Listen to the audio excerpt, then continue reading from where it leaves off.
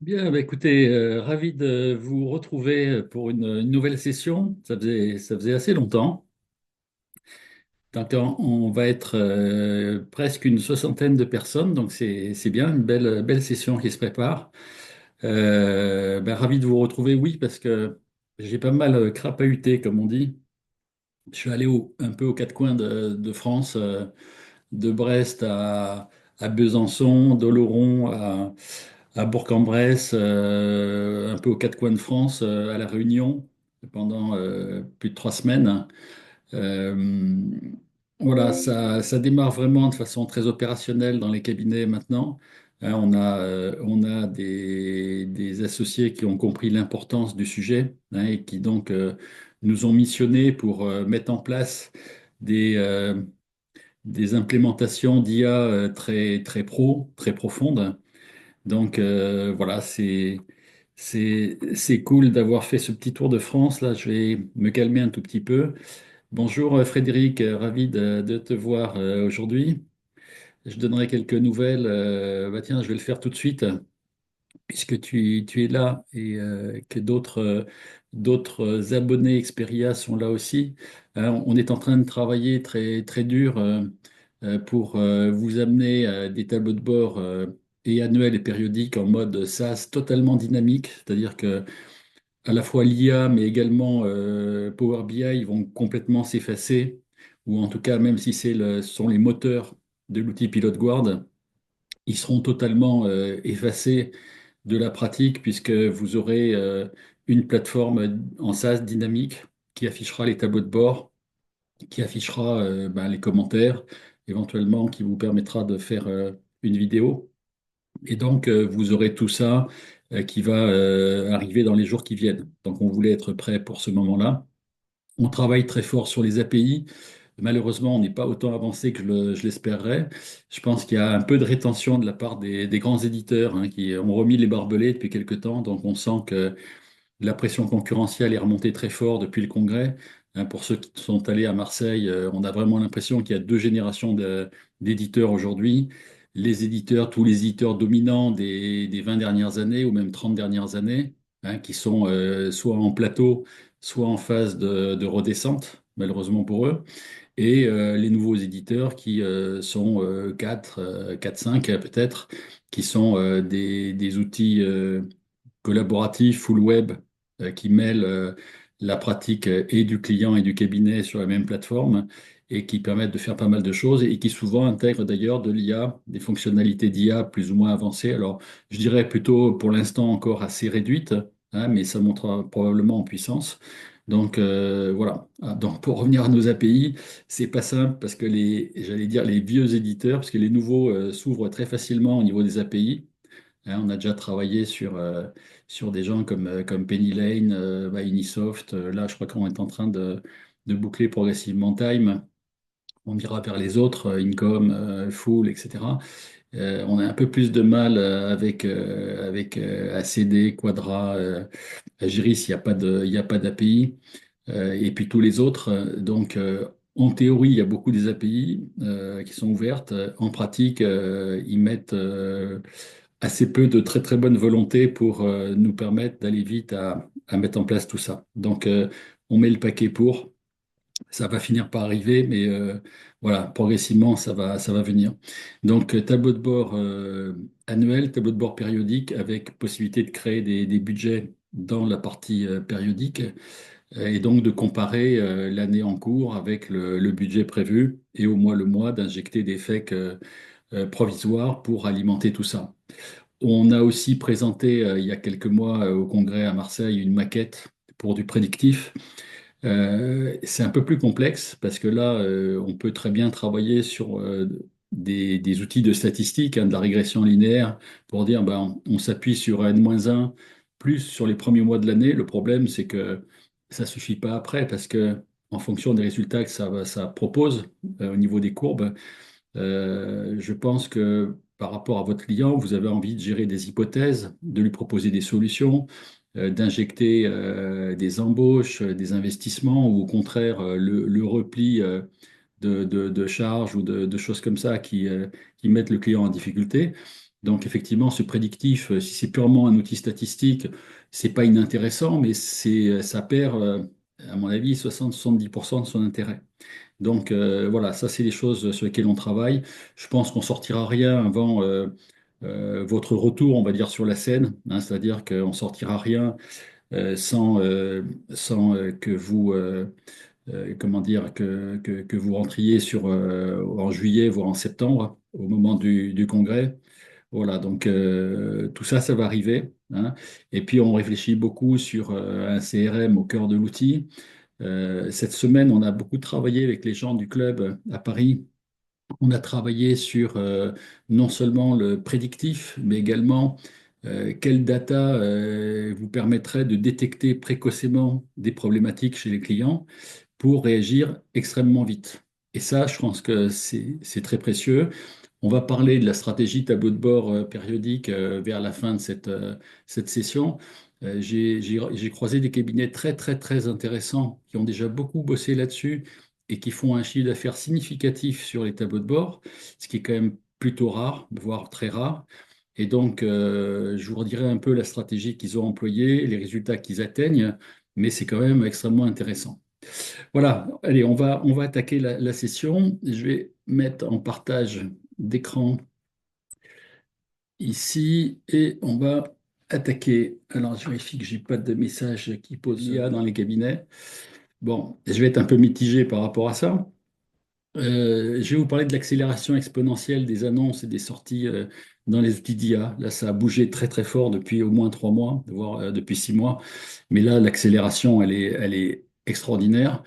Je vais vous parler des missions d'accompagnement donc, qu'on a exécutées ces derniers mois, depuis novembre jusqu'à maintenant, et de l'enthousiasme que j'ai rencontré qui m'a énormément surpris de la part des collaborateurs notamment. Et je ne m'attendais pas forcément à ça. Je vais évoquer la batterie de briques technologiques, je dirais, au service des différents besoins qui sont exprimés vis-à-vis de l'IA. Et vous allez voir que chaque brique peut servir à des choses différentes. Donc ça, il faut avoir une vision de ce que ça peut nous donner. C'est important. J'évoquerai une bibliothèque de plus de 120 cas d'usage que j'ai justement compilée dans toutes ces missions depuis quelques mois au fond des cabinets, qui ont été des cas d'usage et donc des besoins exprimés par les collaborateurs, qui ont eu beaucoup de créativité. Et là, franchement, je vous dis, ça a été extrêmement surprenant à ce point-là. Il y a eu des jours où on s'est retrouvé à 13h30, toujours en pleine discussion. On n'arrivait même pas à s'arrêter pour aller déjeuner. Donc, ça vous prouve quand même qu'il y avait un certain enthousiasme et je vous ai expliqué comment éventuellement le reproduire chez vous. Je voudrais vous parler donc de l'étonnante stratégie d'un cabinet de taille moyenne qui a réussi à mettre en place des tableaux de bord périodiques et tout un environnement autour. Et comment il a réussi à faire ça et qu'est-ce qu'il a atteint comme performance, c'est quand même très très intéressant. Et je vous annonce tout de suite que vendredi prochain, on réenchaîne un petit peu donc les webinaires régulièrement, puisque là, moi, je vais un peu moins me déplacer. Et donc, le 21 février, on évoquera les agents IA hein, qui vont débouler dans les cabinets, mais en général dans les entreprises en général.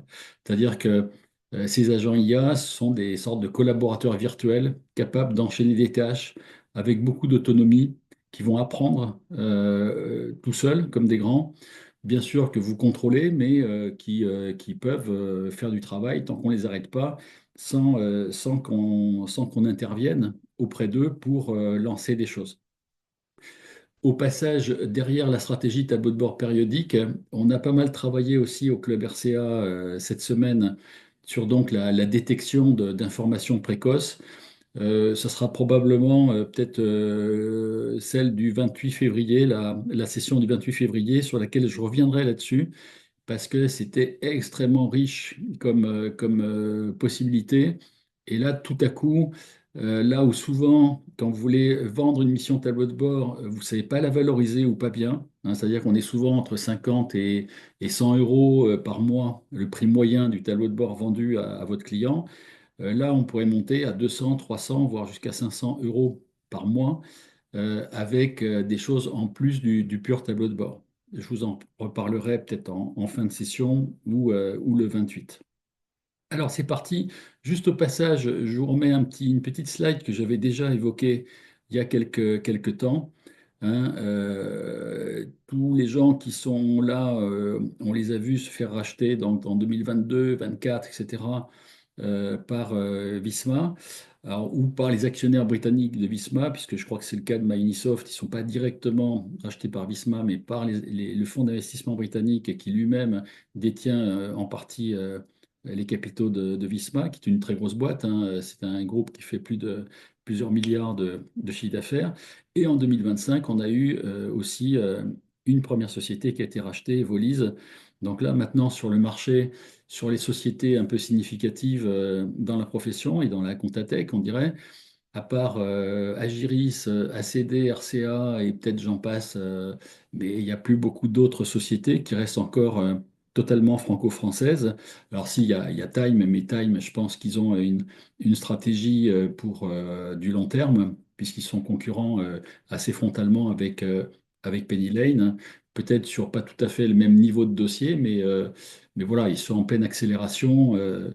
Euh, je pense qu'ils ont une technologie aussi qui est beaucoup plus récente que celle des trois premiers éditeurs que j'ai cités. Donc, rien ne dit que ces éditeurs-là auront une pérennité de 3, 50, 10 ans ou plus en restant purement franco-français. Moi, j'ai un peu de doute là-dessus. Mais l'avenir nous le dira. Voilà, donc ça c'était une petite référence à ça. Au passage, donc il y a eu un changement de président de l'ordre en fin d'année. On reparle du data lake, on reparle de la facture électronique, on reparle de est-ce que le conseil sup fait ou pas une PDP. Bon, là, il semblerait que c'était oui avant la fin de l'année et que c'est plutôt non depuis le début de l'année. Bon, il se passe des choses à suivre, hein, parce que ça va concerner quand même de près vos travaux dans la tenue comptable. Et effectivement, la tenue avec la facture électronique devrait s'accélérer, s'améliorer, puisque moi, je constate quand même une baisse de la qualité moyenne de la tenue dans les cabinets. Hein. Je suis souvent, quand je suis sur des groupes, dans des formations, etc., et que je présente mon métier, j'ai souvent des gens qui me demandent si je connais pas un bon expert comptable, quoi. Donc c'est quand même inquiétant de voir à quel point beaucoup de gens que je côtoie et qui apprennent ce que je fais dans les cabinets et avec qui je travaille me demandent une piste pour changer d'expert comptable. Et le plus souvent, ce qui les motive le plus, c'est des changements successifs de collaborateurs, trop souvent, tous les X mois, qui les déstabilisent et qui les agacent profondément parce que ça leur fait perdre du temps à chaque fois. Voilà, alors passé cette petite introduction, donc je ne sais pas si on va atteindre le sommet de l'IA en 2025. Hein. Pour l'instant, je dirais, ma réponse, c'est pas encore vraiment. Hein, et je vais essayer de vous dire pourquoi. La première chose, c'est qu'on a eu effectivement un congrès de Marseille qui était prometteur, hein, où on a parlé beaucoup de l'IA, où il y a eu beaucoup d'ateliers, beaucoup d'animations, d'interventions très intéressantes, d'après ce que j'ai compris, parce que je n'y ai pas assisté, puisque j'avais moi-même un stand. Mais bon, il semblerait quand même qu'il y ait eu des choses quand même très intéressantes qui se sont passées et que ça a quand même percuté au niveau des experts comptables, des dirigeants de cabinet.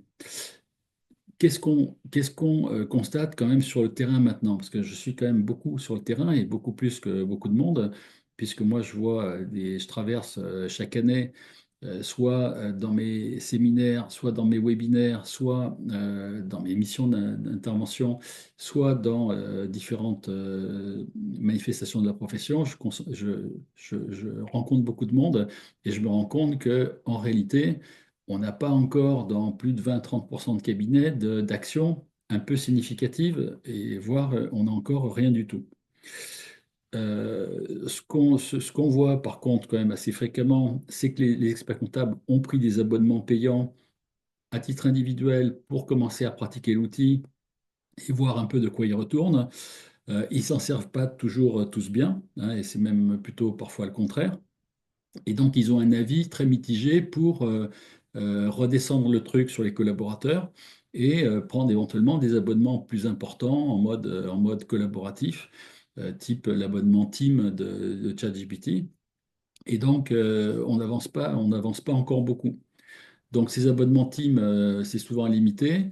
Et pire que ça, on a 20 collaborateurs, on prend 3 abonnements, 5 abonnements. Et on dit, ben voilà, les amis, vous allez vous concentrer sur les logins mots de passe de 3 ou 4 ou 5 personnes, et tout le monde joue comme ça. Alors, au-delà du fait que je ne suis pas sûr que ce soit très très légal dans l'absolu, bon, pour l'instant, je pense qu'OpenAI ne fait pas trop de difficultés par rapport à ça, mais ça pourrait venir un jour, parce qu'ils peuvent analyser la provenance de la personne qui se connecte, soit sa localisation géographique, soit les références de son PC, et donc ils ne sont pas fous, ils savent très bien que probablement les gens font ça. Sauf que pour moi, ça traduit une confiance limitée dans les capacités de l'IA au sein du cabinet et dans les gains qu'on en attend. Parce que si on n'est pas capable de dire je mets 20 euros par personne et par mois pour gagner très probablement des heures et des heures chaque mois, si on n'est pas 20 euros, ça veut dire qu'on ne croit pas qu'on va gagner grand-chose. En tout cas, pas tout de suite. Donc ça envoie un signal, à mon avis, qui n'est pas forcément très très bon aux collaborateurs. Ensuite, ce que je vois aussi, c'est que tout le monde joue un peu dans le désordre avec des prompts. Tout le monde va capter à droite, à gauche, etc., des prompts, soit sur des sessions YouTube, soit sur des documents ou des formations qui sont produits au sein de la profession. Mais généralement, c'est un peu bricolage. Chacun se fait son petit truc dans son coin. La plupart des experts comptables n'ont pas intégré encore les nouvelles fonctionnalités dont je vais parler, que sont les projets, que sont les tâches planifiées, que sont les custom instructions qui ont été rénovées depuis quelques jours, et que sont d'autres grosses fonctionnalités comme Operator, comme Search GPT, etc. Donc, pour l'instant, c'est encore un peu bricole, c'est encore un peu amateur, et donc forcément, ça ne crée pas des différences importantes. Ça donne un coup de main, permet de faire quelques diaporamas sympathiques avec Gamma ou avec d'autres outils. Ça permet de fabriquer du texte là où on n'est pas très bon en littérature, au moins on se fait aider par ChatGPT, par exemple pour faire des emails de réponses ou des choses comme ça. Bon, mais voilà, c'est pas encore différenciant sur les gains que ça permet d'obtenir. Et je vous rappelle que pour moi, les gains de l'IA, c'est gain de productivité important, gain de créativité parce que l'IA générative vous renvoie beaucoup d'informations, beaucoup d'idées qui vous rendent plus créatif, et gain de valeur délivré aux clients notamment, mais également à l'intérieur du cabinet. Et donc, si on veut obtenir ces gains-là, il faut aller plus loin que quelques prompts.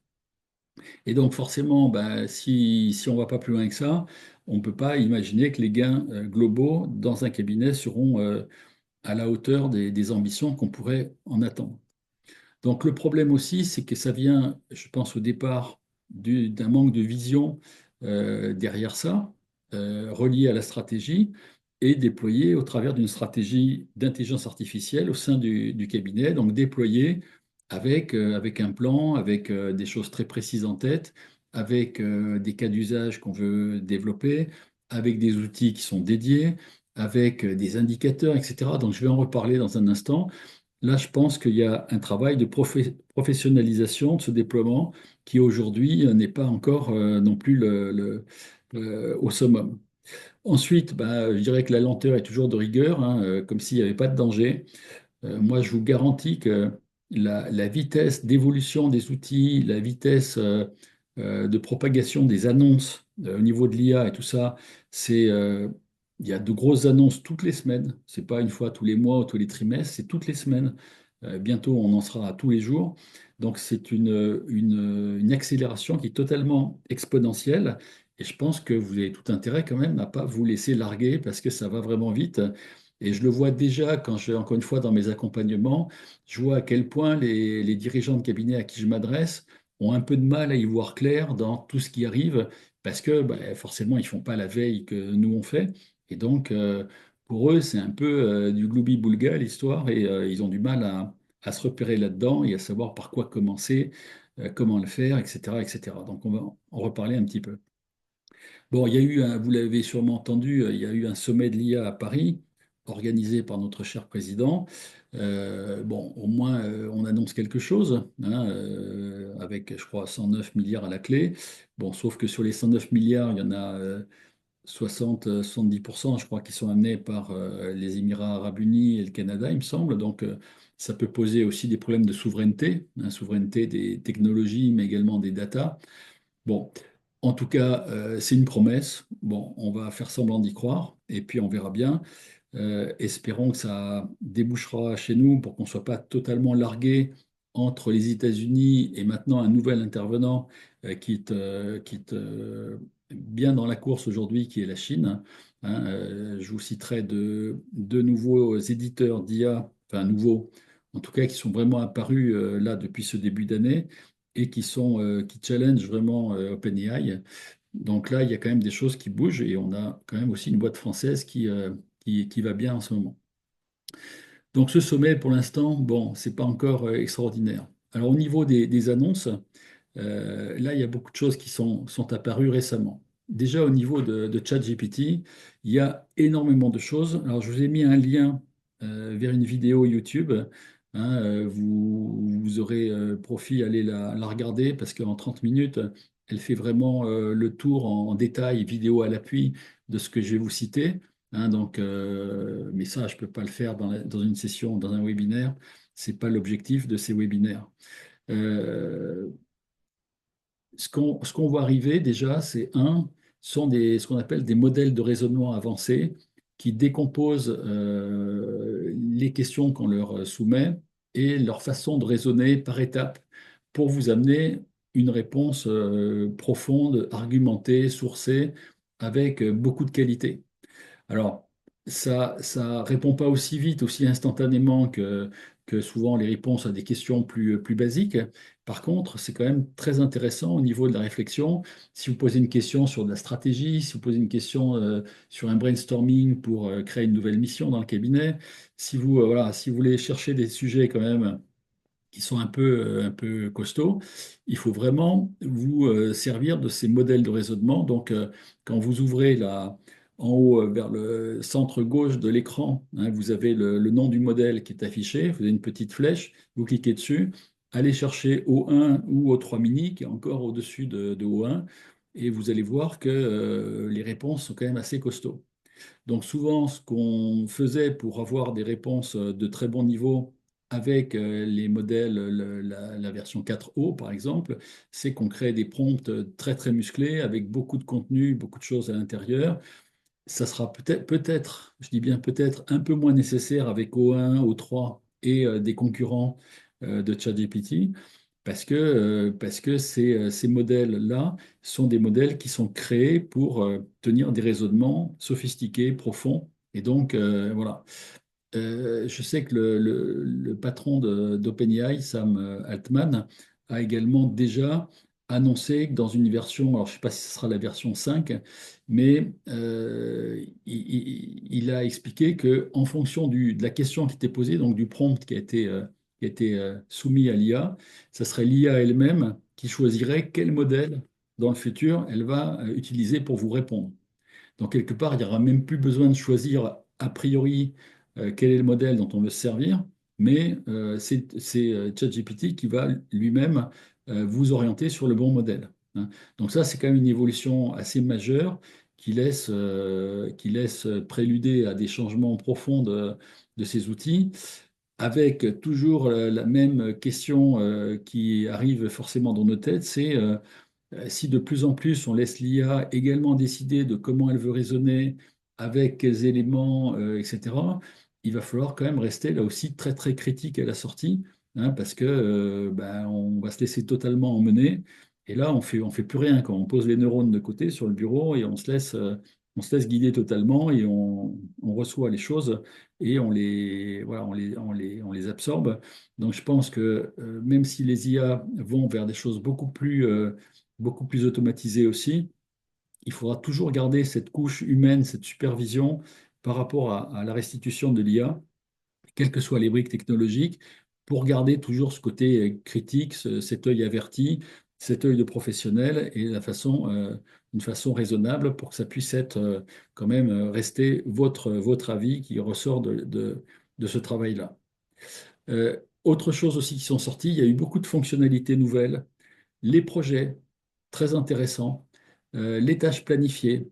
également, alors c'est pour l'instant très embryonnaire, les tâches planifiées, parce que vous pouvez en créer que 10, mais ça vous permet de dire, je voudrais une veille sur tel sujet tous les lundis matins à partir de 8 heures, et le truc va vous envoyer soit un email, soit une notification qui va vous donner je sais pas, les 10 nouveautés de la semaine sur tel ou tel sujet.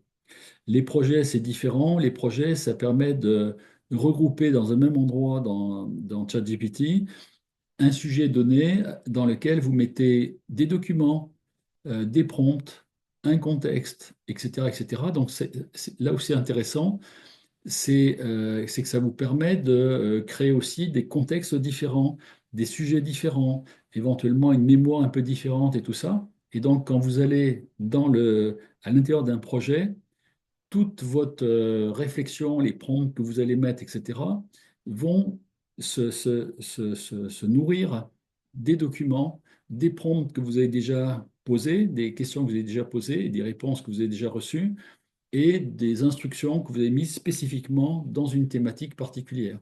Donc, si demain vous dites, je veux créer un projet qui s'appelle tableau de bord périodique, eh ben, tous les documents, des mémoires d'expertise comptable, des documents que vous allez trouver sur Internet, des prompts, donc des questions que vous avez posées sur le sujet, un contexte sur lequel vous dites, voilà, je veux créer pour mes clients TPE d'un bon niveau et PME un tableau de bord périodique et je veux voilà, développer 5 ou 10% de chiffre d'affaires là-dessus. Voilà, vous avez mis en place le contexte et tout ce qui va se passer à l'intérieur de ça va s'enrichir, se nourrir de tout ce que vous amenez progressivement à l'intérieur du projet. Donc ça, c'est vraiment un outil intéressant. Canvas, c'est un outil qui permet de partager l'élaboration d'un document de façon collaborative entre plusieurs personnes. Ça peut être aussi, bon, si vous en faisiez, du code informatique. Voilà, donc ça, c'est aussi intéressant. Les custom instructions, c'est pour donner un contexte, hein. Il y a une nouvelle façon de les poser dans l'outil, hein, et il faut aller dans l'onglet paramètres et alimenter des choses un peu différemment d'avant. Ça permet effectivement d'avoir des réponses de meilleur niveau. Et il y a la ChatGPT Memory, donc la mémoire aussi. Vous pouvez demander à ce que ChatGPT garde systématiquement en mémoire tout un tas de choses qui se sont déjà passées dans vos précédentes interrogations. Donc, la combinaison de tout ça n'est pas simple, parce qu'après, il y a aussi les GPTs, hein, qui sont des sortes de chatbots thématiques, on va dire, qui s'appuient sur un référentiel de documents. Donc là, vous chargez des documents, un ou plusieurs documents PDF, euh, Excel, Word, même des images si vous voulez. Et quand vous posez des questions, l'outil, le GPT, va travailler peut-être, si vous le demandez, exclusivement sur les documents que vous avez mis dans le référentiel. C'est ultra facile à mettre en place, hein, franchement, ça se fait en 15 secondes le truc. Non, allez, en 1 minute, on va pas exagérer, mais c'est d'une simplicité incroyable. Et je vous donnerai quelques exemples de GPT, ce qu'on peut créer. Donc ça, il y a beaucoup de fonctionnalités qui sont arrivées rien que dans ChatGPT déjà. Et je dirais la puissance au bout des doigts, c'est Operator, qui est un outil qui commence à permettre de créer des sortes d'agents IA. Par exemple, vous voulez aller sur un site web et aller chercher des informations, les rapatrier et faire un certain nombre de choses. Operator est capable de vous le faire. Alors, c'est un agent, une plateforme d'agents IA un peu simple pour l'instant, mais voilà, ça va monter en puissance. Deep Research, c'est pour faire de la recherche un peu approfondie également sur les thèmes qui vous intéressent. Donc c'est encore quelque chose de nouveau. Alors il faut savoir que certaines de ces fonctionnalités-là ne sont pas encore livrées en France. Elles existent dans les pays anglo-saxons, aux États-Unis évidemment. Donc si vous les voulez en avance, il faut avoir un VPN, hein, pour cacher le fait que votre adresse du PC est en France, par exemple. Donc il faut que vous délocalisiez via un VPN pour avoir accès à certaines de ces fonctionnalités. Voilà, mais ça, c'est très intéressant aussi. Et on parlera donc la semaine prochaine des robots, des agents IA, hein, qui sont vraiment le niveau au-dessus des assistants, hein. Un GPT, c'est un assistant. Les robots, je vous dis, c'est autonome, c'est apprenant et ça peut enchaîner des tas de choses en séquence d'une façon extrêmement puissante. Alors, il y a même eu l'annonce de ChatGPT 5, hein, par Sam Altman. Donc, ça devrait arriver peut-être dans le courant de 2025. À l'époque, Altman avait prédit que c'était l'arrivée de l'AGI, donc de l'intelligence artificielle générale, qui est aussi intelligente, sinon plus que l'être humain. Maintenant, le mot intelligence, il a été détourné de son contexte quand on a fait une traduction de artificial intelligence. Intelligence en anglais, ça veut dire information, ça ne veut pas dire intelligence. Donc bon, dire que c'est de l'intelligence pure et dure, c'est peut-être encore une fois un biais linguistique. En réalité, souvent, l'IA, c'est un algorithme et beaucoup de data. Et c'est donc des calculs purement statistiques. D'accord? Donc voilà, il ne faut pas penser que ça aura de l'intelligence, des sentiments, de l'intuition, des choses comme ça qui sont des capacités, heureusement, purement humaines. Alors, il y a même eu, je crois, sur Twitter, là, ces jours-ci, une annonce d'Elon Musk qui disait qu'il voulait racheter ChatGPT. Alors, c'est un peu le combat des deux parce que ils ont été associés au début d'OpenAI. Et dans OpenAI, il y a le mot open. Donc, au début, OpenAI était fait pour être open source. Et puis, évidemment, Altman a réussi à faire partir tout le monde autour de lui. Je pense que c'est un malin. Il mène sa barque avec les milliards de dollars dans les yeux. Et donc, Musk est en train de lutter un peu contre lui, soit pour le ralentir uniquement, soit pour réellement racheter. On ne sait pas avec Elon Musk, hein, parce qu'il est tellement fou d'une certaine façon, mais tellement génial en même temps, que même à 97 milliards, il est capable de les sortir, quoi. Bon, d'après ce qui se dit, il a une fortune évaluée à 300 ou 400 milliards. Bon, après, c'est peut-être pas de la monnaie qu'il a sur son compte en banque, hein. C'est peut-être une valorisation de ses entreprises, mais en tout cas, il est bien capable de faire un coup pareil, quoi. Bon, voilà. Donc les deux se tirent la bourre. Évidemment, ils sont plus très copains maintenant. Et donc, mais bon, c'est assez marrant à regarder. À côté de ça, donc, il y a l'arrivée en fanfare des concurrents chinois qui sont en plus gratuits. Je citerai notamment DeepSeek, hein, c'est le logo de la baleine bleue, et Qwen, qui tous les deux ont sorti des modèles gratuits qui fonctionnent avec beaucoup moins de paramètres, beaucoup moins de contraintes et beaucoup moins de coûts, du coup, et c'est pour ça aussi qu'ils sont gratuits. Après, on se pose toujours la question de savoir si, parce que c'est chinois, c'est plus méchant que quand c'est américain.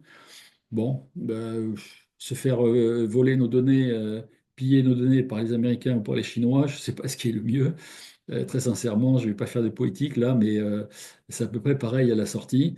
Nos datas, elles sont très probablement déjà ailleurs le plus souvent. Donc, de toute façon, parler de sécurité et de choses comme ça, de confidentialité, c'est devenu un peu compliqué dans nos vies personnelles et professionnelles.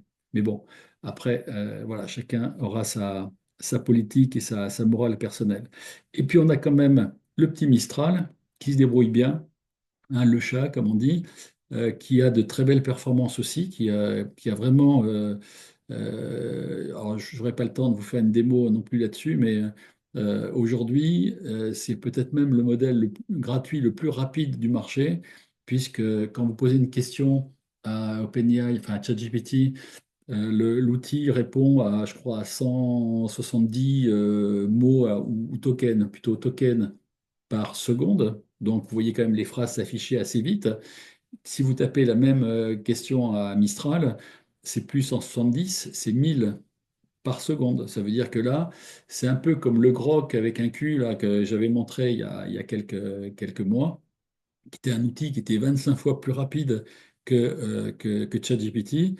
Là, c'est pas 25 fois, mais c'est sensiblement plus, quoi. C'est 6 fois, 7 fois. Et donc là, c'est vraiment instantané. Après, bon, que la réponse mette une seconde ou une demi-seconde ou 5 secondes, est-ce que ça fait la différence? Je ne sais pas. Peut-être qu'un jour, ça nous semblera insupportable d'attendre 3 secondes que les choses s'affichent, peut-être. Mais voilà, en tout cas, Mistral est dans le coup. Il est toujours dans la course et ça, c'est plutôt sympa. Voilà, et donc les agents IA vont vraiment débouler en 2025. Hein, il faut savoir qu'au-delà d'Operator que je citais, hein, qui dépend de ChatGPT, qui est une fonctionnalité, on a beaucoup d'outils qui permettent de créer des agents comme Relevant CA. Bon, il y en a plein, il y en a beaucoup, je ne vais pas les citer maintenant. Ça permet de faire des choses assez extraordinaires et même de créer des équipes entières de robots qui vont travailler en concertation entre eux. C'est assez fascinant à regarder. On en parlera la semaine prochaine. Alors, le combat des IA, donc justement, bah, tous les connus sont là, hein, on en avait déjà parlé, et les petits nouveaux, donc Qwen et DeepSeek. Voilà, les deux Chinois sont là. Voilà, ils rentrent dans le jeu et la course va s'affirmer. Peut-être que ça va aider à ce que les prix soient un peu contraints à la baisse, parce que OpenAI a tendance à proposer maintenant des modèles à 200 euros par mois et par personne, ce qui commence à faire un peu cher, mais peut-être pour des niveaux de prestations quand même très élevés. Bon, c'est comme tout hein, sur Internet, dès que c'est en dizaines d'euros, on commence à dire que c'est cher. À 200 euros, on dit que c'est très très cher, mais quand on voit ce que ça peut apporter, c'est pas cher du tout en réalité. Mais voilà, on a des référentiels prix qui sont vraiment devenus très bas au niveau de tous les outils Internet, SaaS, etc. Et ces boîtes qui sont industrielles arrivent enfin un jour à être rentables parce qu'elles ont pu investir des milliards d'euros pendant des années et qu'un jour ou l'autre, ça finit par devenir le jackpot. Voilà, donc on a des nouveaux qui arrivent. Je vous ai mis un petit tableau avec un lien pour aller le regarder et avoir quelques commentaires. Donc ça reprend ChatGPT, Mistral, Claude d'Anthropics, Gemini c'est Google, Perplexity, DeepSeek et Qwen. Voilà, on a les principaux acteurs. Là, il y a Meta qui est sorti un peu du tableau, Copilot qui est un peu dans les choux. Alors Copilot, bon, on me pose souvent la question. Moi, j'avoue que je suis pas fan et je suis loin d'être le seul à pas être fan. C'est sûrement parmi les produits, enfin jusqu'à présent, c'était parmi les outils les plus médiocres. Alors je crois qu'il y a une actualité sur Copilot. Je vous en reparlerai peut-être un autre jour, mais c'est l'outil un peu qui est intégré un peu partout pour pas très cher chez tous les éditeurs. Mais franchement, l'utiliser seul pour faire des choses, c'est le plus médiocre, hein. Donc bon, voilà, faites ce que vous voulez encore une fois. Voilà. Alors, je vais vous parler maintenant des missions d'accompagnement que j'ai vécues depuis 3 mois, hein, qui ont été vraiment passionnantes, où j'ai rencontré beaucoup bon, de dirigeants, certes, hein, d'experts comptables, mais aussi encore plus de cadres et de collaborateurs. Je trouve que franchement, ça a été top au niveau de l'ambiance. J'ai souvent fait 2 journées de lancement. Il y avait une journée qui était préparatoire avec les dirigeants et les cadres et 2 demi-journées à suivre, qui étaient l'après-midi avec les collaborateurs pour leur expliquer un petit peu la démarche et le lendemain pour les faire travailler. Et je vous dis, l'enthousiasme a été assez fabuleux de la part des collaborateurs. Donc, il faut se dire qu'il n'y a pas de raison d'avoir spécialement peur de leur réaction, à condition on les ait bien sensibilisés au départ, qu'on leur a bien expliqué les tenants et les aboutissants, qu'on ait montré quels sont les outils, ce qu'ils peuvent faire, etc. Quand vous déminez bien le sujet, franchement, c'est top derrière, quoi. Alors, c'est vrai que souvent, c'est la deuxième journée hein, que cet enthousiasme se révèle.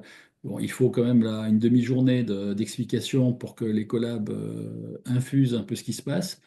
Alors, ils le prennent un peu dans la figure aussi, hein, parce que quand on leur montre des outils de RPA qui sont capables d'émuler le travail d'un être humain dans un outil de production, et ça, j'ai montré 3, 4 exemples avec des vidéos à la clé, d'outils logiciels qui sont pilotés totalement par un robot.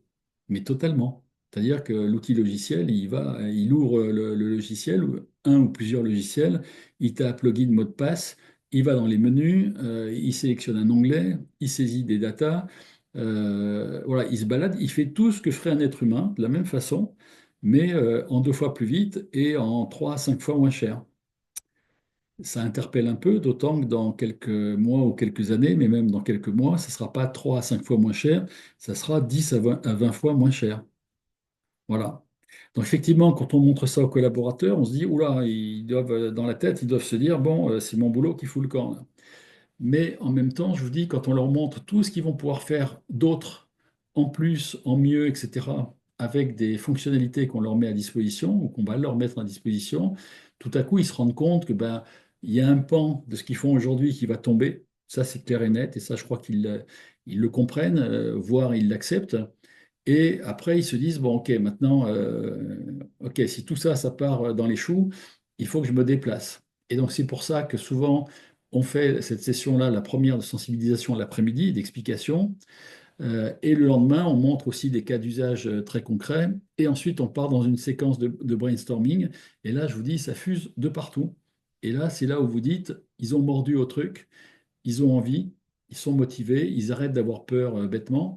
Et ils se disent, bon, de toute façon, le futur, il est là, quoi. Soit on sort du jeu, soit on reste dans le jeu.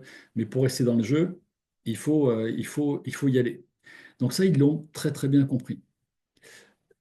Quelque part aussi, puisqu'on environne ces deux demi-journées collaborateurs de deux demi-journées, la première matinée et la deuxième après-midi avec les dirigeants et les cadres, euh, évidemment, je constate aussi que ces dirigeants prennent conscience qu'une vraie stratégie d'IA qui se raccroche à une stratégie générale du cabinet et qui doit être déployée avec une très bonne vision de l'évolution du cabinet, des cas d'usage qu'on veut mettre en place avec une priorisation de ces cas d'usage, avec un timing de déploiement, avec un choix des outils, avec des formations, avec plein de choses, tout ça est absolument indispensable.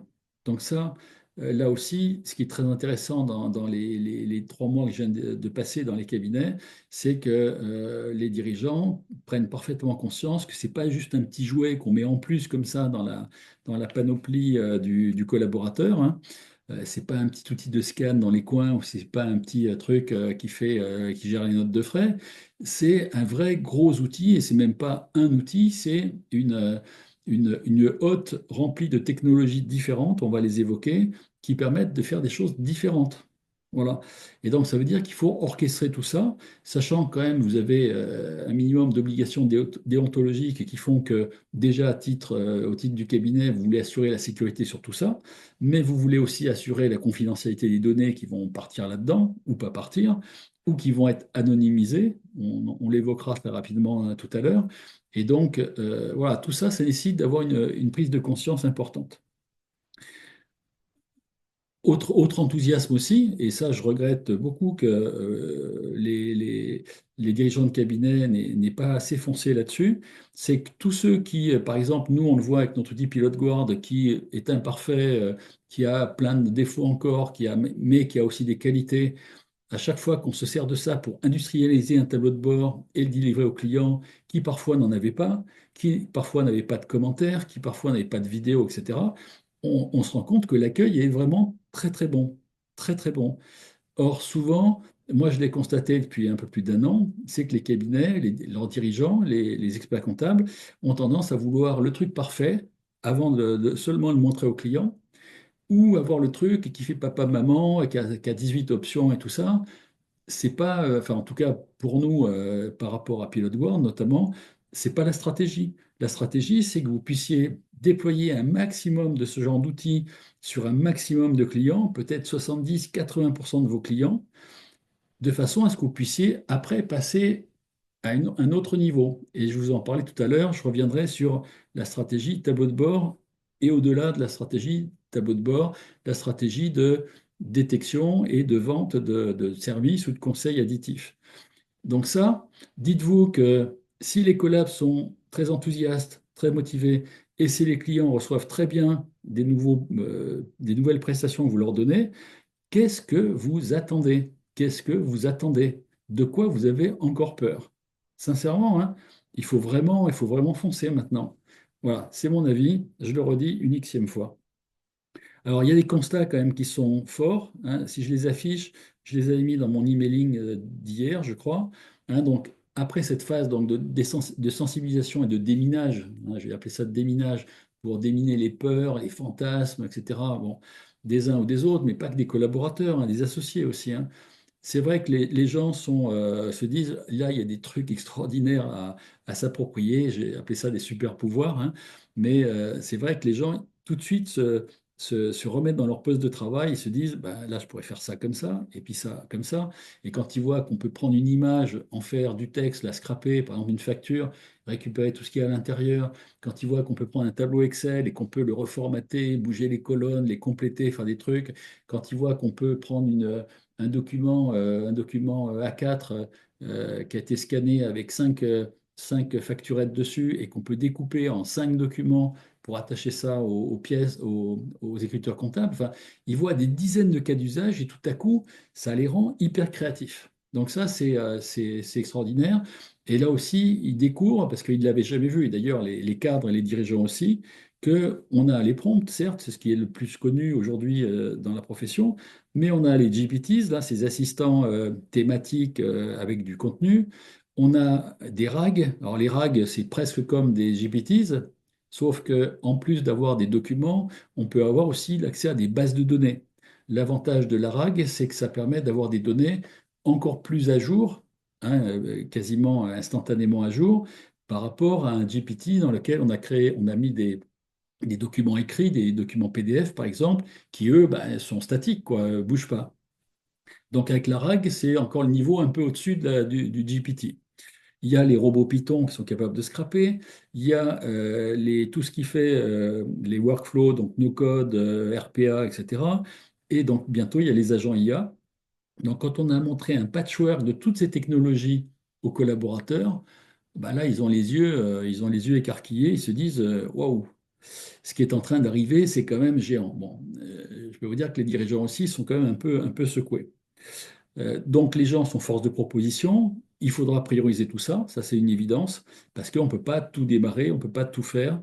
Et d'ailleurs, ça pose aussi même la question du choix des outils. C'est qu'aujourd'hui, avec les IA génératives qui explosent de partout, hein, voilà, les produits chinois, français, européens, autres, à un moment donné, on se demande toujours sur quel outil il faut s'arrêter, quoi. Mais à un moment donné, il faut faire un choix et se dire de toute façon, quel que soit le choix que je vais faire, je vais être gagnant parce que j'aurai une meilleure force de percussion, je vais être capable de faire des choses qui étaient impossibles avant, etc., etc. Et cetera. Et donc forcément, si vous attendez toujours que la dernière IA, la plus à jour, la plus merveilleuse, l'IA ultime arrive avant de prendre une décision, vous la verrez jamais arriver, cette IA ultime, parce qu'elle sera de toute façon dépassée la semaine d'après. Donc à un moment donné, il faut s'arrêter sur quelque chose, se dire, OK, je prends ça, ça me semble bien, c'est généraliste, ça fait assez de choses et tout ça, et maintenant je travaille autour. Et déjà, ce que j'aurais fait pendant un an ou deux avec cet outil-là, même en l'état actuel ou avec ses évolutions, déjà, ça sera un énorme gap que j'aurais passé, hein. Voilà. Et puis évidemment, on peut aussi, et moi j'en ai joué pendant mes réunions, c'est que j'ai dit aux collaborateurs, écoutez, on va tout de suite vous donner quelques rudiments sur des prompts ou des GPTs ou des choses comme ça, pour que vous puissiez vous servir tout de suite, dès la période fiscale actuelle, de l'IA, de façon à, ben voilà, à commencer à prendre du savoir-faire et de façon à pouvoir déjà tout de suite gagner du temps par rapport à cette période fiscale. Voilà. Donc ça, ces constats, vraiment, ils ont été très marquants, hein, pour moi, parce que c'est vrai qu'on n'a pas 3 ans de recul, hein, sur le truc, et que ça fait vraiment que même pas une année qu'on a engagé des missions d'accompagnement. Et donc, on avait beaucoup de questions en tête. Par exemple, j'avais aussi une question par rapport à, je vous ai parlé pas mal des robots d'appel clients. C'est vrai qu'au moment où on montre les choses à tout le monde, hein, aux collaborateurs, aux cadres, aux dirigeants, les gens sont assez réservés quand même en se disant, oula, ça va être compliqué et tout ça. Et puis une heure après, je vois les gens changer dans leur discours et dire, ah ouais, mais ça, on pourrait le faire avec ce truc-là. Ah oui, mais ça pourrait nous rendre service pour communiquer une info ou prendre un rendez-vous. Ah ouais, et là je me dis, ça y est, c'est gagné dans la tête. Les gens, ils ont intégré le fait que ben ouais, ça pourrait peut-être le faire, quoi. Alors encore une fois, c'est pas parfait. Les voix sont pas complètement et parfaitement humaines. En tout cas, parfois c'est pas tout à fait nickel. On peut encore avoir des petits temps de latence et on les a encore toujours et ça s'améliore quand même régulièrement.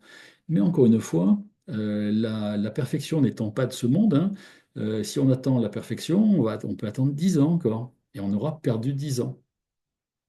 Alors, les 5 pièges, à mon avis, qu'il faut éviter pour ne pas échouer dans cette mise en œuvre, hein, dans un cabinet d'expertise comptable, pour moi, c'est le fait de ne pas traverser les 5 phases que je vais lister, hein. C'est-à-dire que ces phases-là, elles doivent être menées successivement dans vos accompagnements, même si vous le faites vous-même en interne, dans votre cabinet, etc. Je pense qu'il faut passer par ces étapes-là. La première étape, c'est pour moi, une discussion entre associés, cadres, etc. Déjà pour faire un peu l'état des lieux des outils que vous avez déjà en place dans le cabinet. Deux, ce que vous avez mis déjà en place au travers de l'IA, si vous avez déjà des pratiques, déjà des abonnements, etc. Bon, déjà faire un peu un état des lieux des outils dans le cabinet. Une fois qu'on a vu les outils, on voit de quelle data on dispose et surtout, on voit quelles intentions on a pour faire mieux avec ces data. Mais il faut toujours partir de cette conversation-là, parce qu'en plus, moi, je l'ai constaté dans pratiquement tous les cabinets où je suis intervenu, à chaque fois qu'on a posé ce genre de discussion, on s'est aperçu que on avait des problèmes d'extraction de data dans des vieux outils, on avait des problèmes de processus qui n'étaient pas harmonisés entre les experts comptables, on avait des problèmes de gestion interne qui n'étaient pas optima, ni sur la gestion des temps, ni sur la gestion des obligations, ni sur la facturation. Euh, En fait, on s'est reposé des questions fondamentales sur le cabinet avec simplement l'espoir que l'IA va les améliorer, et ce n'est pas qu'un espoir, ça sera une réalité rapidement. Et donc, forcément, ça a obligé les dirigeants à se reposer des questions fondamentales pour améliorer toute l'organisation, toute la stratégie, toute la gestion, etc. du cabinet. Et donc, discussion passionnée. Et surtout, là, j'ai eu des discussions dans des assez gros cabinets avec beaucoup d'associés. On s'est rendu compte qu'il y avait des sujets partout, quoi. Des sujets partout. Et qu'on pouvait faire mieux, mais sensiblement mieux partout. Et que l'IA allait être un super booster pour justement passer, comme je disais, casser un plafond de verre et passer au stade d'au-dessus. Ensuite, avec les collabs déminage, sensibilisation déminage et détection des cas d'usage, donc ça, c'est les deux demi-journées dont je vous parlais, il faut vraiment balayer tous les métiers, il faut balayer toutes les fonctions, il faut balayer un peu toutes les équipes avec leur organisation, et on se rend compte qu'on a des dizaines de pistes. Chaque fois que j'ai fait ce travail-là de brainstorming dans les cabinets, j'ai couvert au minimum deux paperboards écrits avec ma petite écriture un peu pourrie, mais moi je me relis. J'ai couvert au moins cinq feuilles de paperboard remplies de A à Z avec des dizaines d'idées. Donc, vos collaborateurs ont beaucoup d'idées et beaucoup d'envie. Il faut vraiment aller les chercher et aller en profiter parce que, au-delà du fait qu'ils suggèrent ces idées, et que ça leur fait plaisir de s'impliquer dans la gestion des idées, ça leur fera aussi plaisir de les mettre en œuvre. C'est-à-dire que c'est une co-construction que vous mettez en place avec eux. C'est pas un truc que vous amenez comme ça d'en haut en disant, voilà, j'ai la solution ultime, faites ça, réfléchissez pas, je vous le dis, c'est bon, allez-y. Ça, on sait que ça fonctionne pas. Donc, il faut vraiment les faire co-construire le truc. Et le mieux, c'est de les faire réfléchir en équipe, comme ça, en session, et après les impliquer, les responsabiliser pour ensuite faire le boulot. Donc, évidemment, on priorise hein, parce qu'il y a tout ce que fait un humain aujourd'hui pourra être fait potentiellement par un robot, quel qu'il soit, dans le futur. Et même des fois dans un futur très très proche. Et si c'est fait dans le futur, c'est parce qu'on n'a pas la capacité de le mettre en œuvre tout de suite, parce qu'on pourrait le mettre en œuvre tout de suite, si on voulait. Parce que ça, techniquement, c'est déjà disponible. Par exemple, de la RPA, vous pourriez, vous pourriez automatiser facilement 50% de ce que font vos collaborateurs en tenue comptable ou en paye avec de la RPA, dès aujourd'hui. Évidemment, après, il faut le mettre en œuvre, voilà, il faut l'adapter. Chaque cabinet est une combinaison d'outils. Hein, on n'a jamais deux cabinets. Alors, évidemment, tous les cabinets font à peu près le même métier, à 80-90% de ce qu'ils font. Par contre, ils ont tous, il n'y a pas deux cabinets qui ont la même combinaison d'outils.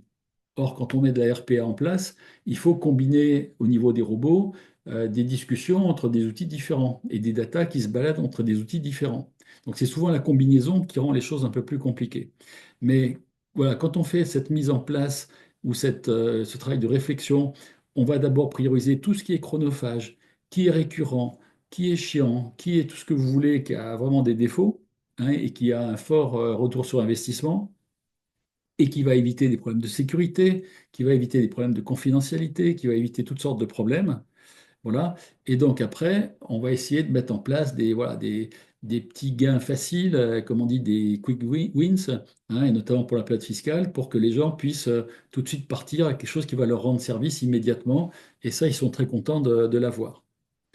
Évidemment, derrière ça, on fait un débrief associé, cadre, etc. dans le cabinet. Éventuellement, on nomme des ambassadeurs qui vont être des relais, hein, parce que si on compte toujours que sur les experts comptables, évidemment, à un moment donné, en termes de goût étranglement en période fiscale, on sait que ça ne va pas fonctionner. Donc, il faut qu'on ait des gens en dessous à qui on puisse confier des rôles pour accompagner le truc et être des relais avec nous pour faire avancer les choses et évidemment les faire avancer en interne. Donc là, il faut repérer les plus curieux, les plus motivés dans les sessions de travail.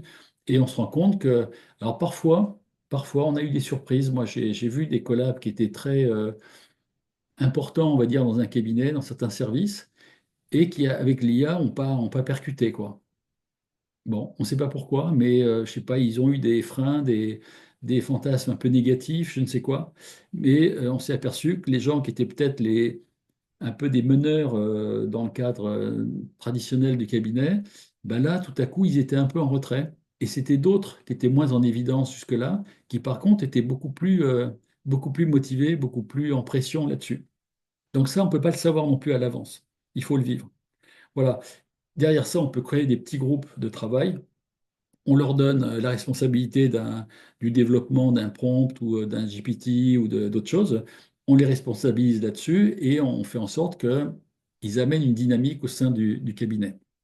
Évidemment, quand on a pensé à tout ça après, il est enfin temps, mais seulement à ce moment-là, de parler équipement, hein, donc des abonnements, des serveurs, des choses comme ça, parce que à un moment donné, il ne faut pas que, on fasse monter la pression et l'enthousiasme là, et qu'on laisse passer 6 mois de période fiscale après au milieu sans en parler, quoi. Ça serait une grosse erreur. Donc, dès qu'on a fait la session en équipe, il faut que derrière, les gens sentent qu'il se passe tout de suite quelque chose. Au minimum, qu'ils aient de quoi taper des prompts, faire des choses que vous avez un peu balisées pour obtenir des premiers résultats et des premiers gains au sein de leur poste de travail. Voilà, donc évidemment, dès que vous avez donné des outils, il faut former les gens et les former plutôt bien. Ça peut être des très petites formations d'une demi-heure à chaque fois, hein, pas beaucoup plus, mais vous leur donnez vous leur faites passer un petit gap à chaque fois. Il faut peut-être pas faire la grosse formation d'une journée où les gens ils se gavent de trucs et ils en oublient les trois quarts. Il vaut mieux faire des petites formations d'une demi-heure, 1 heure, voire maximum 2 heures. Les gens s'en servent et hop, formation supplémentaire la semaine d'après ou la quinzaine ou le mois d'après, mais il faut que ça soit régulier, y compris au fin fond de la période fiscale. Voilà. Et après, on peut aussi dire, bah, écoutez, les amis, puisque tout le monde va inventer des petites choses assez sympathiques, il faudrait qu'on apprenne à les partager aussi, parce que souvent, les gens sont un peu repliés sur eux-mêmes, un peu, pas égoïstes, mais ils ne le font même pas exprès dans l'absolu, hein. C'est comme les problèmes qu'on a entre les services, entre la compta, le social et le juridique, qui sont les mêmes dans tous les cabinets. Mais pas parce que les gens sont de mauvaise composition, c'est qu'ils font leur taf, voilà, ils sont focus sur leur boulot, et donc à un moment donné, ils ne pensent pas à transmettre la data aux gens qui les attendent, quoi. Voilà, qui l'attendent. Donc le partage est très important aussi. La phase 5, hein, c'est de dire, bon, il nous faut aussi une vision, hein, j'en ai parlé un peu plus haut. Il faut que les gens sentent qu'il y a cette vision-là, qu'il y a une vraie stratégie et qu'il y aura un suivi, surtout qu'il y aura un suivi, que ça ne va pas être un enthousiasme sur un jour ou deux de réunion, mais que derrière, ça sera suivi de façon importante tout le temps. Donc, qu'est-ce qu'on veut faire de l'IA? Comment les personnels vont monter en puissance? Parce qu'on ne va pas les laisser au même niveau dans le cabinet puisque si on remplace des choses par des robots, ben, à un moment donné, on va faire monter tout le monde en puissance. Les quelques personnes peut-être trop âgées pour monter, ben, et on laissera vivre les quelques mois ou années qui leur restent, et puis elles passeront à côté peut-être. Mais je me rends compte que des gens parfois assez âgés sont parfaitement capables de se mettre en pression sur les outils et voilà, de se faire plaisir là-dedans, quoi. Voilà, et évidemment, avoir quelques indicateurs, on en parlera un jour des indicateurs d'accompagnement pour la mise en place de l'IA, parce que ça, je l'ai évoqué à plusieurs reprises, mais je l'ai pas expliqué un petit peu. Évidemment, se servir des témoignages des gens, éventuellement mettre des petites récompenses. Voilà, c'est quoi le prompt du mois? Qui a gagné le meilleur prompt du mois en compta ou en social ou machin? Bon, peut-être faire des petits challenges avec, je sais pas quoi, hein, un ticket pour un abonnement je sais pas, une salle de sport pendant un mois ou pour un dîner gratuit dans le meilleur restaurant de la ville ou je ne sais quoi. Bon, pas des choses qui vont coûter des dizaines de milliers d'euros, mais qui vont faire plaisir et qui voilà, vont mettre un peu d'enthousiasme dans l'histoire. Voilà, donc ça, si on fait ça, déjà, je vous garantis que ça va bien marcher. Alors, les briques technologiques, maintenant, je voulais vous en parler dans un quatrième temps. Elles sont un peu fonction de ce que vous voulez réaliser. Et je vais essayer de vous donner un peu une architecture, des idées là-dessus, avec une montée en puissance régulière sur des outils qui sont de plus en plus complexes. Évidemment, la première brique, c'est la plus simple avec les IA génératives, hein, les fameux LLM. On pose une question simple ou plus ou moins élaborée et on a une réponse, donc c'est un prompt avec quand même les capacités des différents modèles, avec les contextes, les custom instructions, toutes les fonctionnalités que j'ai données tout à l'heure. Il y a déjà beaucoup de choses à apprendre là-dessus. C'est vraiment la syntaxe de l'IA, ça, hein. C'est vraiment la syntaxe, la grammaire, c'est tout. Il faut vraiment s'acculturer là-dessus et acculturer les collaborateurs là-dessus. Si on ne comprend pas ça, on comprend difficilement la suite. Donc ça, il faut vraiment passer par cette étape-là et la faire bien. Donc, il ne faut pas hésiter à former les gens et leur donner des outils pour qu'ils puissent travailler dedans. Le niveau au-dessus, c'est les GPTs, donc une sorte d'assistants qui vont pouvoir interroger en mode chatbot des documents que vous allez stocker quelque part avec un contexte thématique et ou de la RAG, donc la RAG ajoutant, je dirais, l'aspect base de données, hein, mais là, ça nécessite une connexion par API souvent qui peut compliquer un petit peu le jeu. Un GPT, c'est très facile à fabriquer dans ChatGPT. Une RAG, c'est un peu plus compliqué. Ça va passer, je vous dis, par des API, voilà.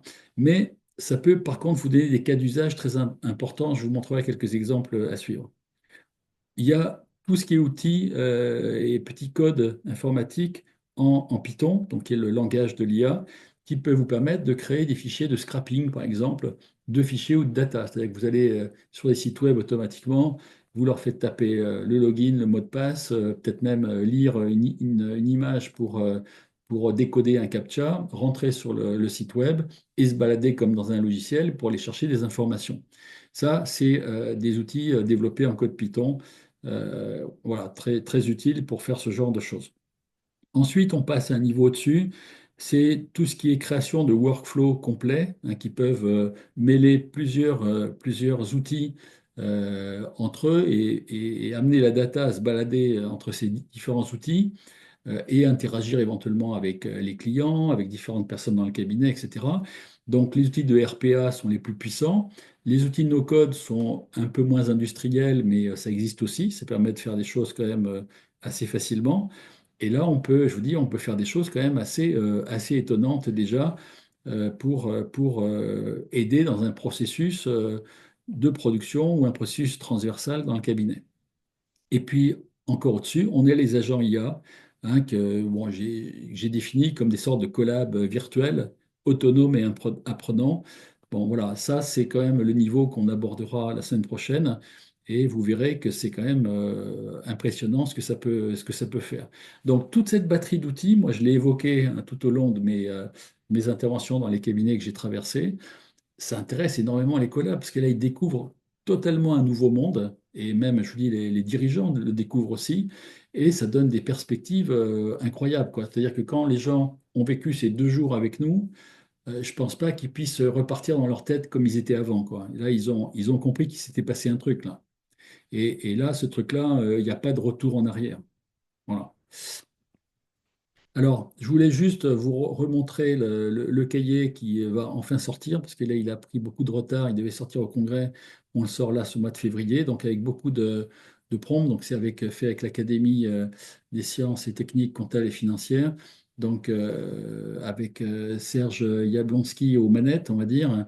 Et donc, tout un groupe avec beaucoup d'experts comptables, de commissaires aux comptes, etc. Et donc, on a produit un certain nombre de prompts dédiés au cabinet d'expertise comptable, aux commissaires aux comptes, etc. Donc voilà, il y a des choses intéressantes. Il y a des choses très techniques aussi, assez complexes, mais bon, il y a peut-être des petites choses à aller consommer là-dedans. Je vous ai mis un lien. Voilà, vous pouvez aller le chercher.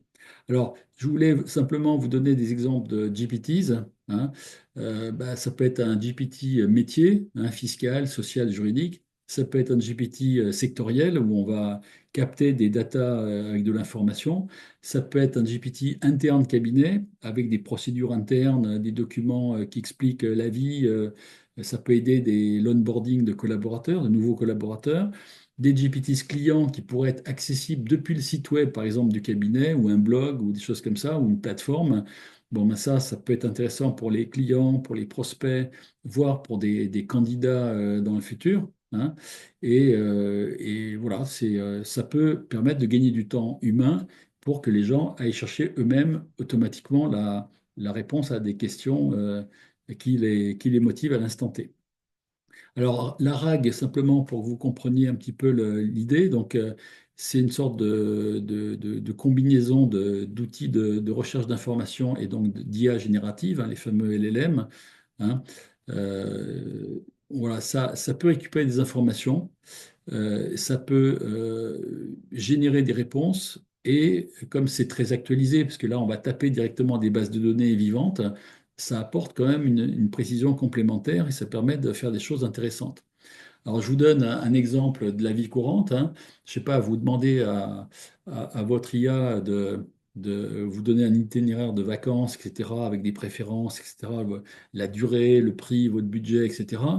La RAG, dans l'histoire, elle se positionne au moment où il faut aller lire des sites web pour aller chercher la référence à des numéros de vol, à des heures, à des tarifs, à des dates, etc., etc. D'accord? L'agent IA, lui, il va faire le boulot humain quasiment d'aller acheter les billets éventuellement, hein. Le GPT, donc le GPT, c'est un peu l'interface conversationnelle, le chatbot, hein, que vous connaissez bien. Voilà. Puis l'IA générative, c'est elle qui rassemble tout ça éventuellement en son sein pour mettre en place toutes ces briques technologiques. Donc, si on résume un peu, en gros, l'agent IA, c'est votre assistant personnel, mais numérique, hein, au lieu d'être humain, il est numérique. L'IA générative, c'est un peu le moteur. Le GPT, c'est un peu le cerveau derrière la création de texte. Et la RAG, c'est le bibliothécaire qui a les informations actualisées sur le monde entier, éventuellement, si tant est qu'il y ait l'accès aux informations que vous recherchez. Voilà, c'est peut-être un peu plus clair pour vous avec ces analogies. Alors, je parlais de scrapping tout à l'heure. Là, je mets quelques sites. J'en ai repéré 20 ou 30 qui pourraient être des sites vraiment très intéressants. On peut imaginer avoir des robots sur tous ces sites-là, hein, qui permettent, parce qu'aujourd'hui, vos collaborateurs vont avec des fréquences que j'ai mentionnées un peu plus loin. Alors même, il y a des fréquences qu'on peut rendre beaucoup plus URSAF. Ça peut être tous les jours que le robot va chercher la data, mais ça peut être quotidien, hebdomadaire, mensuel, etc., ponctuel. Les collabs ont besoin d'aller sur certains de ces sites ou sur une grande partie de ces sites. Bah, si le robot peut le faire à leur place, c'est tant mieux. Et c'est pas un boulot très passionnant qu'on va leur remplacer. Alors, je voudrais juste faire un petit détour rapide sur un sujet qui est souvent revenu dans les demandes, dans les questions qu'on m'a posées sur l'anonymisation des datas, sur le fait que, OK, tous ces outils-là sont géniaux, mais on se demande où on met les pieds un petit peu. Alors, outre l'aspect un peu hallucination, un peu délire de l'IA, qui fait que des fois on se demande si la data qui nous est restituée est bonne, il y a aussi ce problème de confidentialité des datas, hein, qui interpelle beaucoup. Schématiquement, je vous donne trois pistes parce que c'est peut-être les trois qu'on peut assez facilement mettre en place. La première, c'est de dire, bon, ben, je me mets dans le cadre d'un abonnement, par exemple, Team de ChatGPT, et en principe, les questions qui sont posées dans Team, hein, par les collaborateurs, les cadres, etc., ces questions-là et les fichiers joints qui sont éventuellement joints à ces questions-là ne sont pas publiés, hein, deviennent jamais publics. Et donc, ChatGPT s'engage à ce que, je sais pas, un fait que vous mettriez là-dedans, un bulletin de paye ou autre chose, parte pas dans l'éther et ne soit plus requêtable dans l'autre sens par quelqu'un d'autre. D'accord? Bon, c'est une possibilité, à condition qu'OpenAI respecte parfaitement sa promesse, son contrat, qu'après, elle ne s'entraîne pas sur ces données-là, j'en suis moins sûr, mais qu'elle dise au moins, je ne les publie pas, personne ne pourra aller les lire ou poser des questions dessus et pouvoir avoir la réponse, c'est déjà ça. Ça, c'était un premier volet. Deuxième volet, il y a une plateforme qui s'appelle Amnesia qui permet d'anonymiser des fichiers ou voire même des petites bases de données. Hein, donc c'est une plateforme, je ne sais plus si amnesia. Je sais plus quoi, com, je crois. Et donc vous avez des menus sur la gauche et vous pouvez aller amener vos fichiers là-dedans. Alors, il faut savoir qu'il y a pas mal de techniques différentes d'anonymisation, de pseudonymisation, c'est pas facile à dire, des techniques où on caviarde un peu les fichiers pour les rendre illisibles, incompréhensibles. Il y a plein de techniques différentes en réalité. Hein, moi, je suis allé un peu à la pêche à l'information là-dessus. J'ai récupéré au moins une dizaine de fichiers PDF qui parlent de ces sujets-là. Il faut savoir qu'il y a plein de façons de le faire, hein, en fonction de ce que vous allez donner à un outil, parce que si vous allez complètement masquer des données sur lesquelles vous voulez faire l'analyse, sur lesquelles porte votre question, ça n'a plus de sens, quoi. Par contre, si vous voulez pas que le nom de la société ou le nom du salarié ou une certaine donnée de cette société ou de ce salarié apparaissent parce que c'est sensible, c'est une donnée RGPD ou des choses comme ça, ben, là, vous pourrez le demander à la plateforme, par exemple. Donc, sachez qu'il y a des outils qui existent. Je pense même qu'il y a des outils qui fonctionnent en local. Bon, je ne vous les ai pas mentionnés, mais je suis à peu près sûr qu'il y en a. Mais Amnesia, c'est une plateforme qu'on peut aller capter. C'est gratuit, c'est open source, donc bon, ça permet de faire des choses dessus. Il faut juste apprendre un petit peu. Et puis, il y a une troisième voie que je voulais mentionner, c'est le fait de dire, au lieu de me servir d'un LLM qui gère des milliards de paramètres, qui connaît toute la data du monde, peut-être que de temps en temps, avec un Small Language Model, donc un SLM, que je vais installer sur un serveur local au cabinet, relié à mon système, mais pas relié à Internet, je peux à ce moment-là aller l'interroger avec mon FEC, avec mon bulletin de paye, avec un contrat juridique, toutes données confidentielles, parce que là, ça ne sortira pas. Et c'est pas un exploit techniquement de faire ça. Hein. Bon, si vous préférez avoir un partenaire informatique pour le monter, ben, c'est très bien. Mais je dirais avec un minimum de savoir-faire, il y a moyen de faire ça. Et donc d'avoir un accès à l'IA sans que ça passe par Internet et sans que ça soit public du coup. Voilà. Donc ça, c'est trois idées que je voulais vous mentionner comme ça rapidement. Alors, en cinquième point que je voulais vous montrer aujourd'hui, j'ai fait un gros travail donc, de compilation au travers de mes missions et au travers d'autres actions.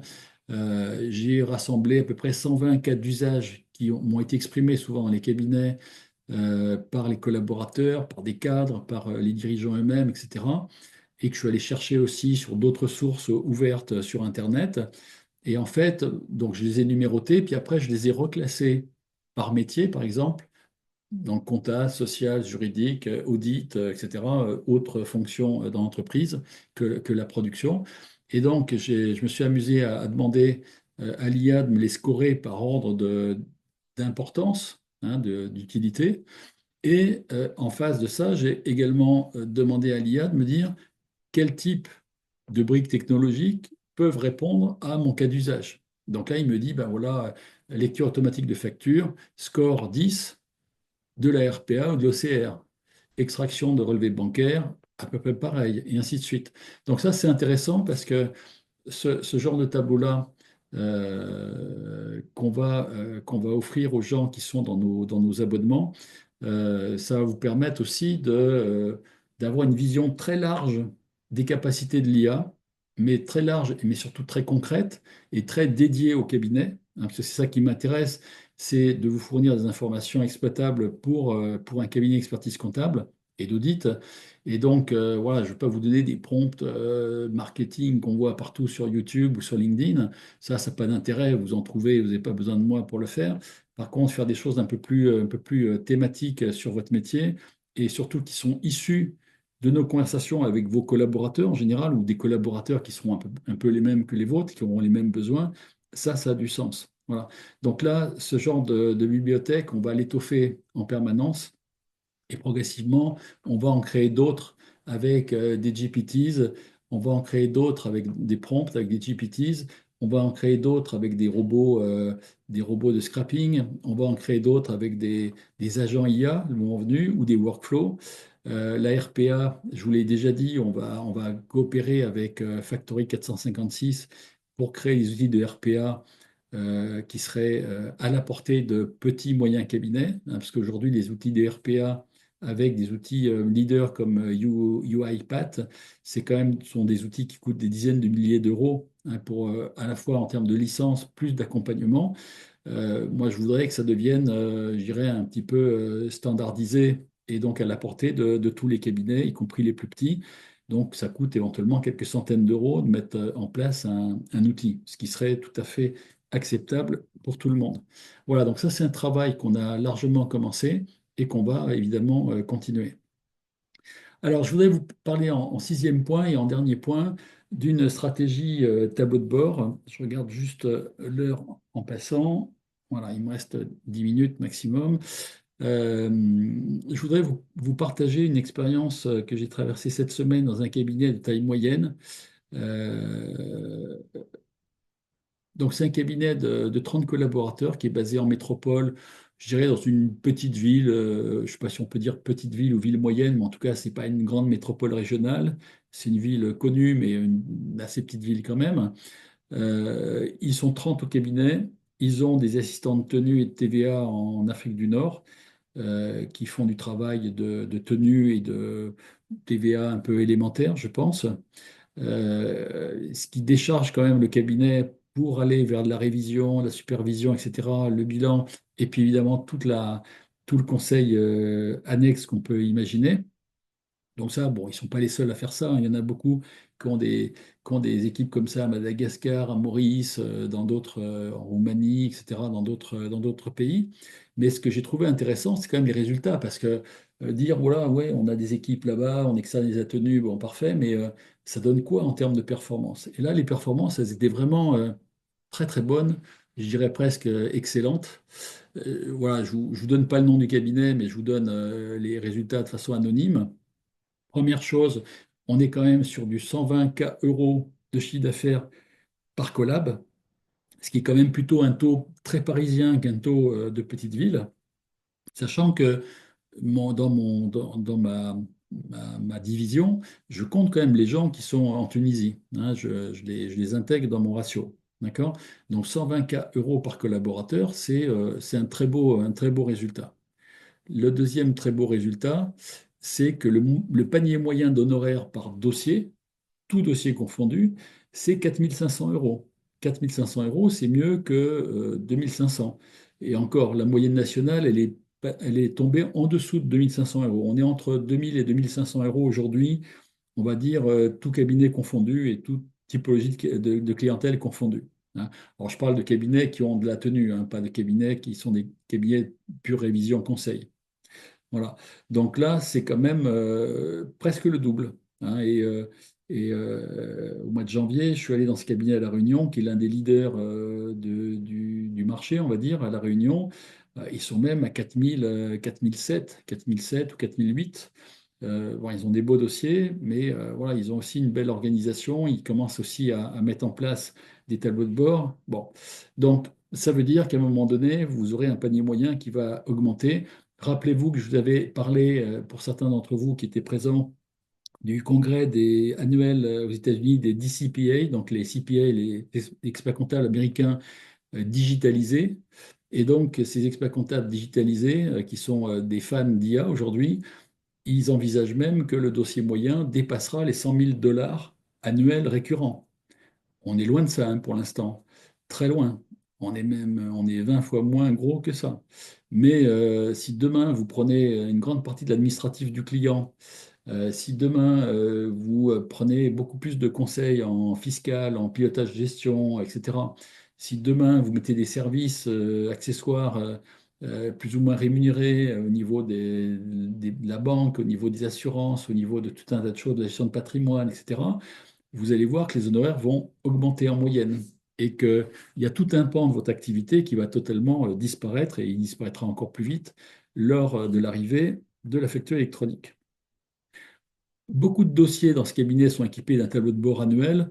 Alors, ça peut être une sorte de bilan imagé un peu, ou un équivalent à bilan imagé de base.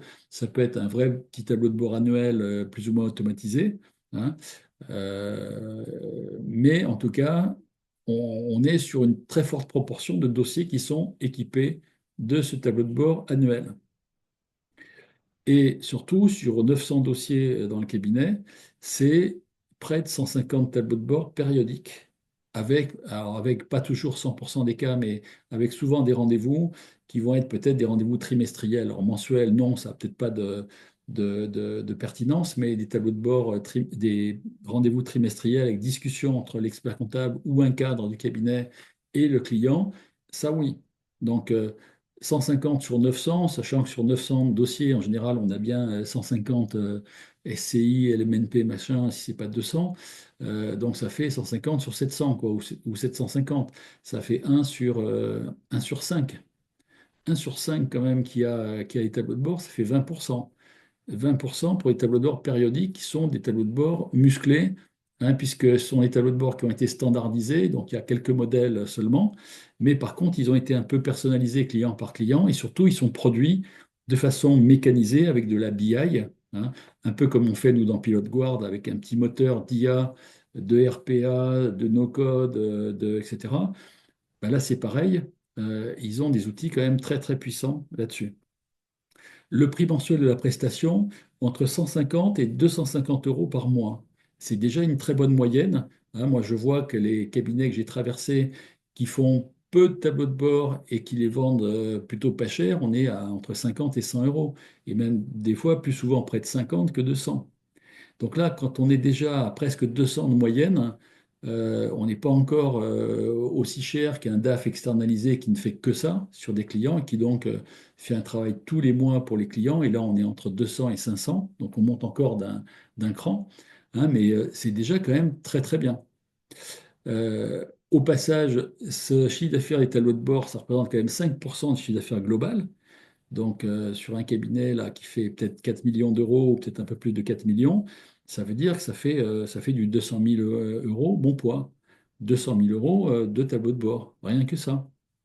Alors, vous me direz, c'est un cabinet qui a monté cette organisation-là depuis une vingtaine d'années. Donc, à l'époque, il n'y avait pas d'IA, donc ça allait beaucoup moins vite, sûrement. Je pense qu'aujourd'hui, vous pouvez aller beaucoup plus vite. C'est aussi un cabinet, en l'occurrence, qui a une croissance organique et purement organique de 10%, au bas mot 10% tous les ans depuis 20 ans. Donc vous imaginez la croissance que ça représente quand même, hein. C'est un peu comme les intérêts composés, ça avance bien, quoi, ça avance vite. Voilà. Alors, si on prend le pari que la tenue qui représente 50% des honoraires va mettre, allez, 10 ans, je vais être généreux, à disparaître, ça veut dire qu'il faudra retrouver 5% de chiffre d'affaires additif par an, simplement pour compenser ça. 5%, c'est l'équivalent de ce qu'a fait le cabinet, mais en 20 ans. Je dirais qu'il est grand temps de vous y mettre, parce que ça va pas arriver aussi vite que ça.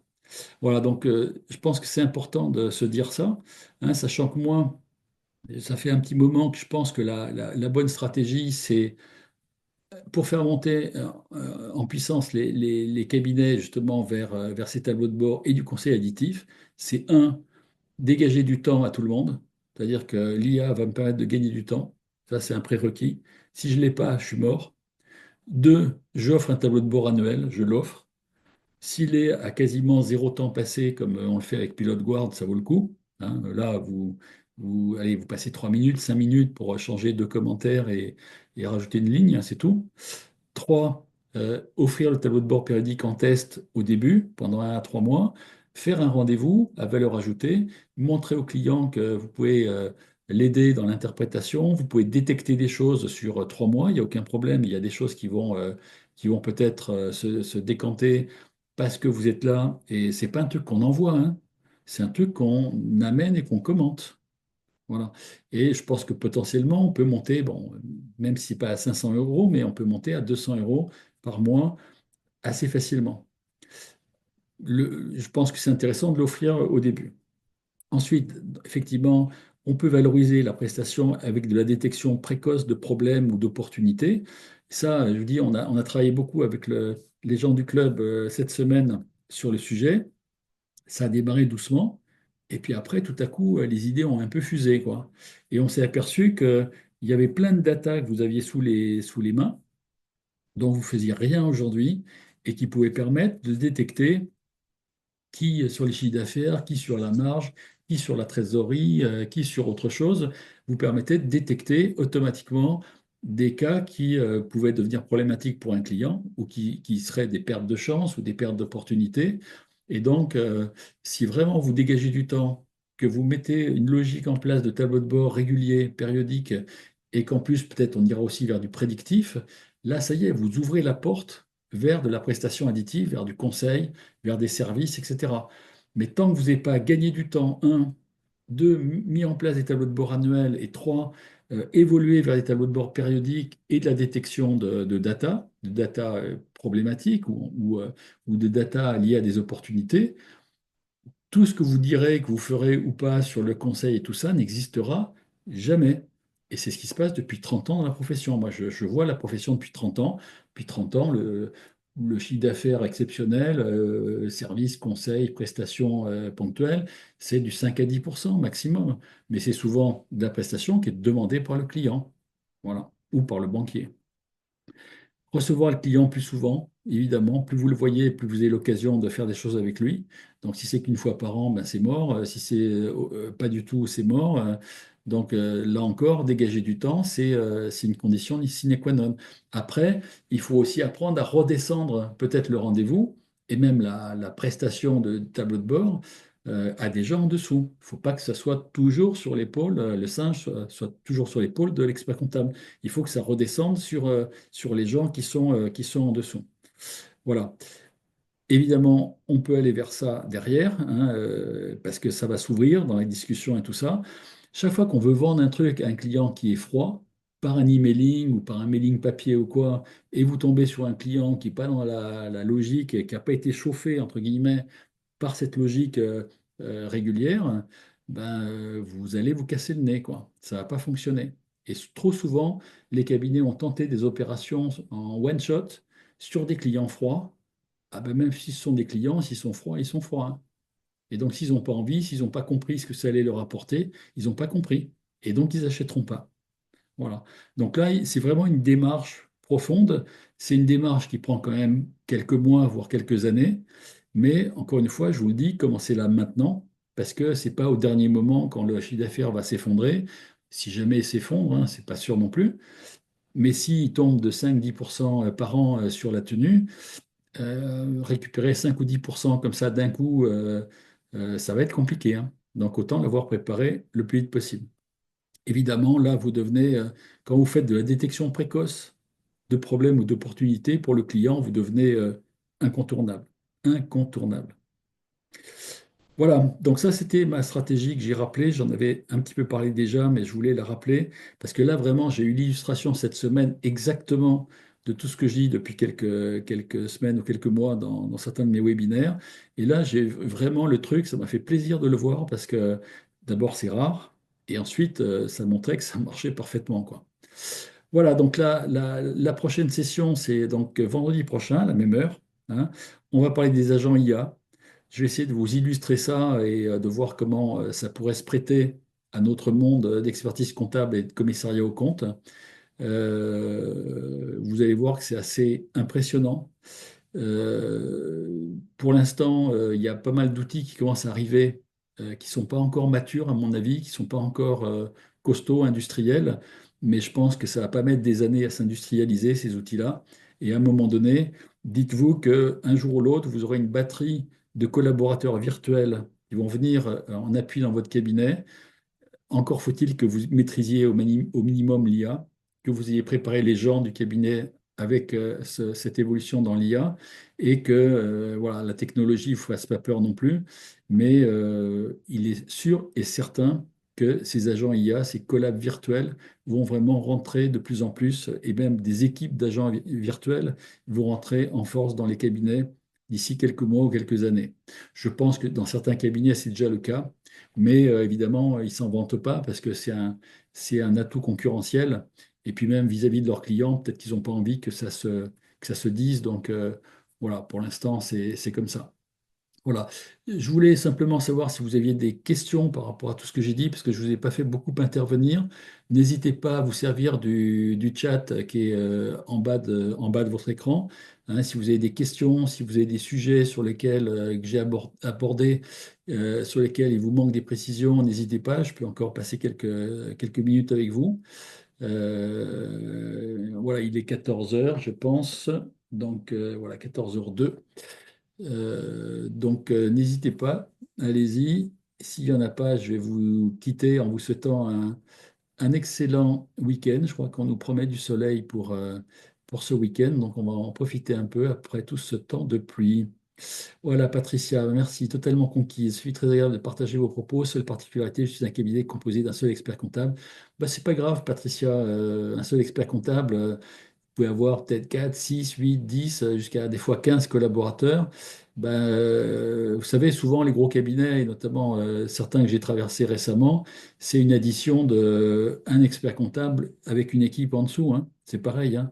Donc en fait, la démarche, elle est presque la même. C'est qu'à un moment donné, il faut acculturer les collaborateurs, les rassurer, les sensibiliser, leur donner envie et pas peur, au contraire. Et voilà quoi, je pense que les choses vont se faire. Alors Thierry, site du cahier 41. Alors moi j'ai donné un lien. Normalement derrière ce lien j'ai un serveur chez moi. Par contre il faut que je change le fichier parce que j'ai reçu une version là, plus à jour hier je crois de la part de Serge Yablonski. Donc je vais changer le fichier. Si vous me laissez une heure, vous pourrez télécharger la dernière version qui, à mon avis, sera la définitive. Donc, je ne sais pas si c'est un site, il y a peut-être un site hein, pour l'Académie des sciences et techniques comptables et financières, mais en tout cas, bon, au moins le lien URL vers le cahier, hein, vous allez pouvoir l'avoir avec mon support si vous voulez. Voilà, d'autres questions? Non, pas d'autres questions. Bah, écoutez, en tout cas, merci d'avoir été si nombreux aujourd'hui. Là, on a dépassé la cinquantaine d'inscriptions là aujourd'hui, donc c'est cool. Oui, bah, Patricia, bah, merci de votre présence également et merci à tous parce que vous avez été très nombreux aujourd'hui, c'est sympa. Ça me fait chaud au cœur après presque 2 mois où j'ai pas mis un pied dans mes webinaires, de revenir et d'avoir un petit peu de public. Merci Thierry et merci à tous les présents. Très bon week-end. Ben, je vous donne rendez-vous la semaine prochaine sur les agents. Vous verrez, c'est très, très étonnant, très impressionnant et j'espère que je serai à la hauteur pour vous montrer tout ça. Mais ouais, un très, très beau sujet. Très beau sujet. Allez, bon week-end. À bientôt. Bye bye.